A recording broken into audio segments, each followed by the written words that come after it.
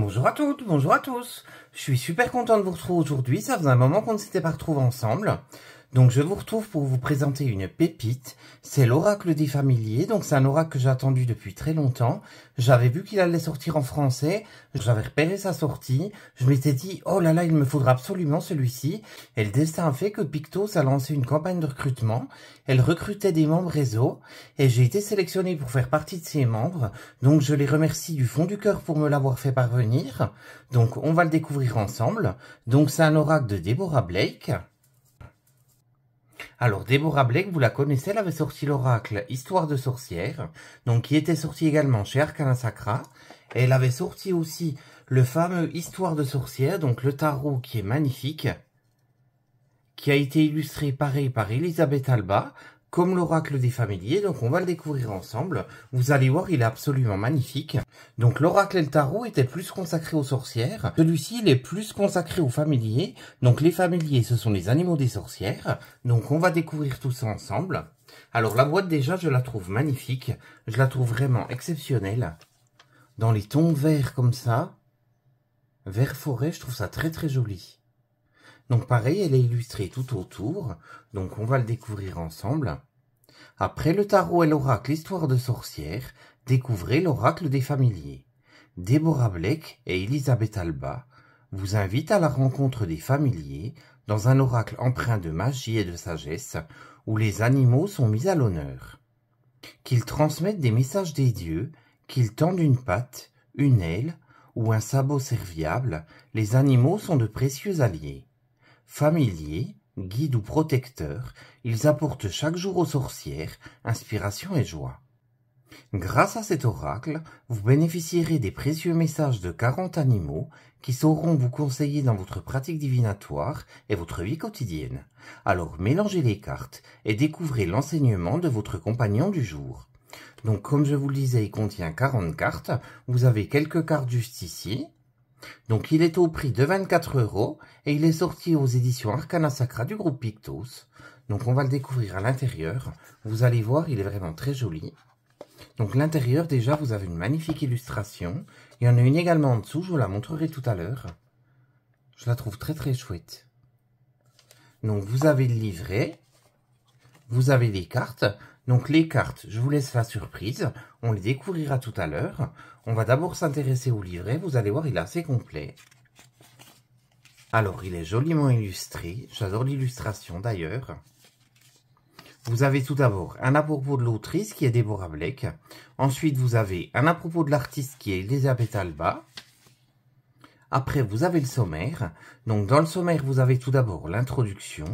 Ensuite, vous avez le premier chapitre. Donc, le premier chapitre, c'est comment se servir de ce jeu. Ensuite, vous avez le chapitre 2, c'est la répartition des cartes. Ensuite, vous avez le chapitre 3, ce sont les familiers, les guides protecteurs.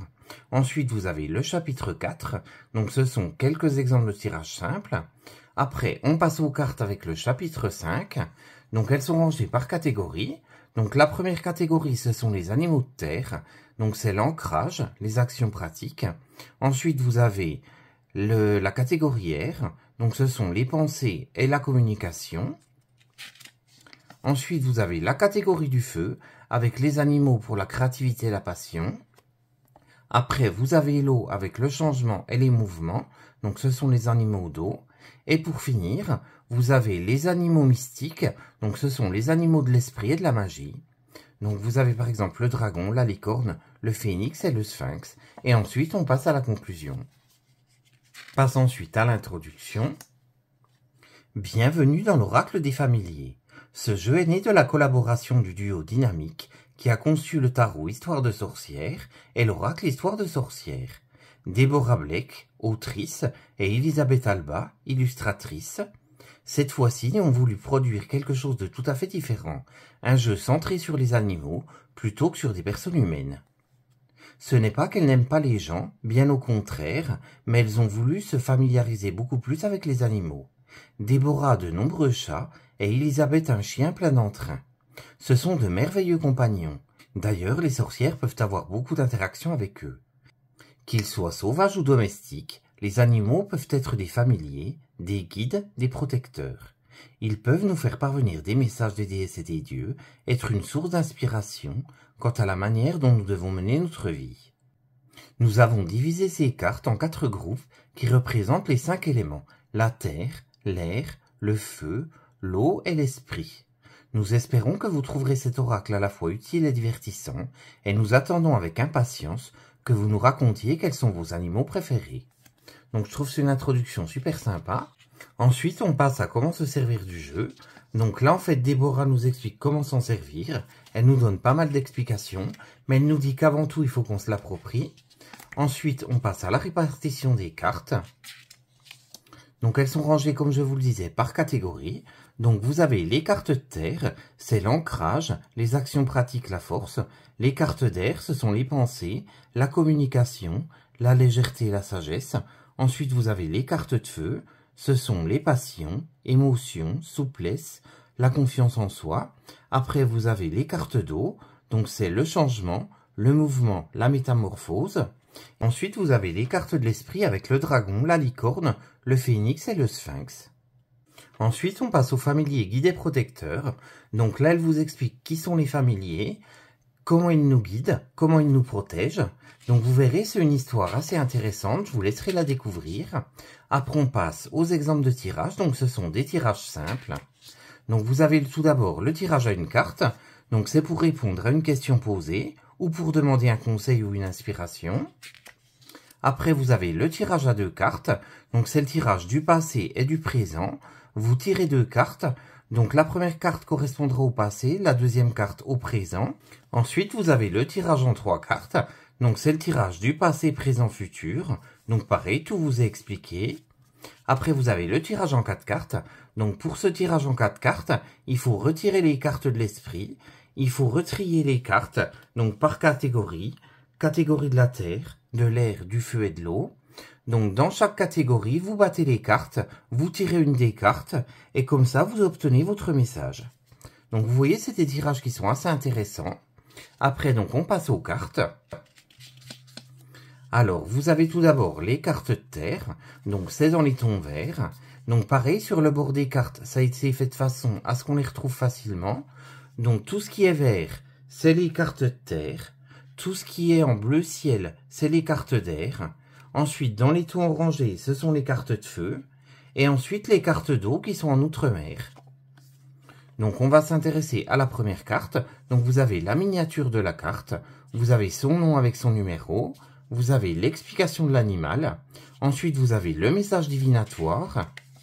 Et pour finir, vous avez un message de questionnement. Donc c'est un message supplémentaire. Donc vous avez ça pour chaque carte. Donc dans chaque catégorie, on va prendre une autre au hasard.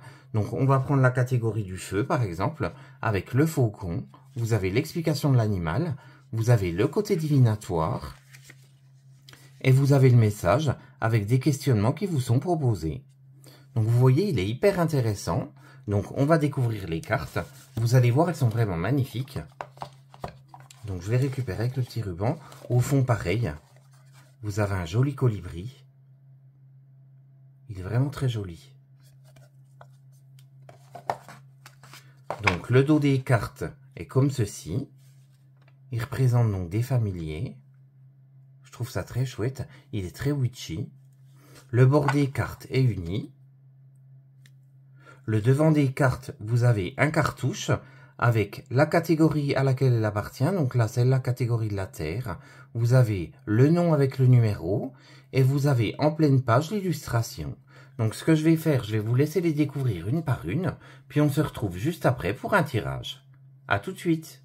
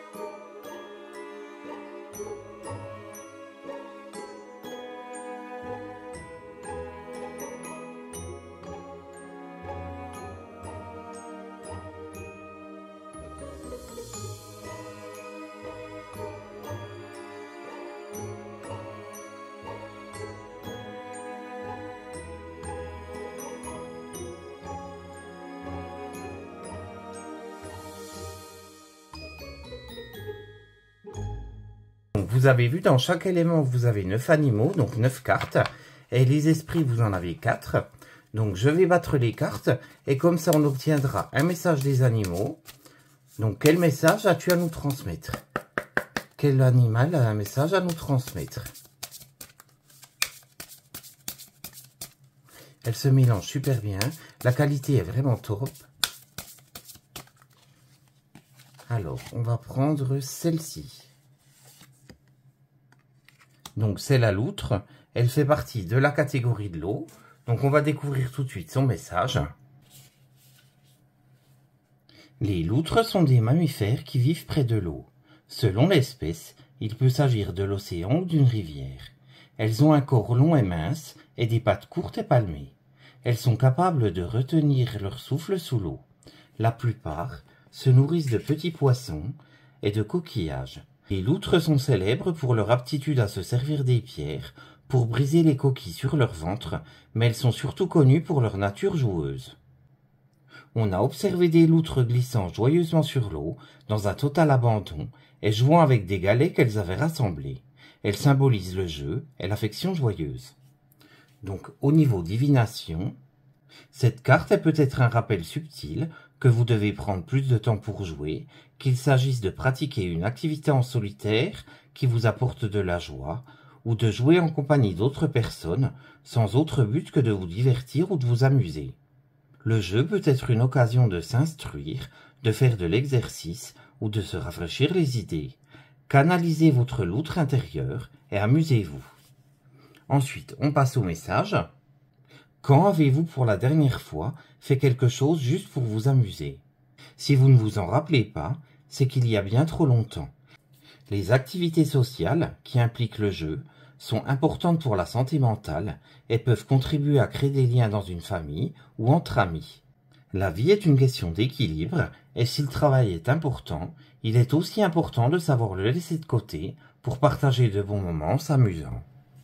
Alors cette loutre, en fait, elle voulait vous dire comme quoi vous pensez peut-être trop au travail, qu'il faut penser à vous divertir, à vous amuser, que ce soit des jeux avec vos enfants par exemple, que ça soit également entre amis, vous retrouvez entre amis, passer des bons moments ensemble, ça peut être aussi en famille, mais c'est surtout qu'il faut que vous pensiez à vous divertir, qu'il faut penser que vous accordiez du temps à ce que vous aimez.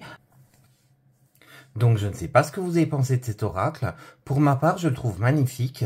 Je trouve que les illustrations sont vraiment superbes. Les messages donnés, en plus, je trouve qu'ils sont hyper précis, sont hyper clairs. N'hésitez pas à me dire en commentaire ce que vous en avez pensé. Comme ça, on partagera tous ensemble, comme on fait d'habitude. Je tiens aussi à remercier mes nouveaux abonnés, tous les anciens pour leur fidélité. Je remercie une nouvelle fois le Cercle ESO, ainsi que les éditions Arcana Sacra qui me l'ont fait parvenir. En attendant de lire vos commentaires, je vous fais de gros bisous. On se retrouve très vite pour une prochaine vidéo. À très bientôt, gros bisous.